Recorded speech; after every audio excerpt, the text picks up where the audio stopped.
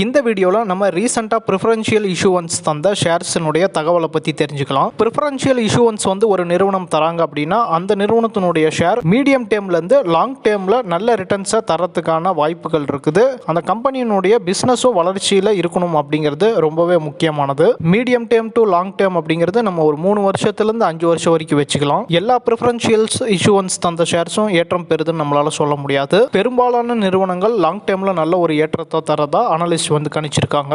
இப்போ நம்ம சொல்ல போற ஷேர்ஸ் எதுவும் எந்த ஒரு பையிங் ரெக்கமெண்டேஷனும் கிடையாது, செல்லிங் ரெக்கமெண்டேஷனும் கிடையாது. சமீபத்தில் பிரெஃபரன்ஷியல் இஷ்யூவன்ஸ் தந்த ஸ்டாக்ல நம்ம முதல்ல பார்க்க போறது சீல்மேட்டிக் இந்தியா லிமிடெட். வரக்கூடிய மாதங்களையும் வரக்கூடிய வருடங்களையும் இந்த ஷேர் எப்படி பெர்ஃபார்ம் பண்ணுது அப்படிங்கிறத நம்ம பொறுத்திருந்து பார்க்கலாம். அடுத்து நம்ம பார்க்க போற ஷேர் மனோஜ் செராமிக்ஸ். இந்த நிறுவனமும் சமீபத்தில் தான் பிரெஃபரன்ஷியல் இஷ்யூவன்ஸ் தந்தாங்க. ஸோ இந்த நிறுவனமும் வரக்கூடிய காலங்களில் எப்படி பெர்ஃபார்ம் பண்ணுதுன்றத பொறுத்திருந்து பார்க்கலாம்.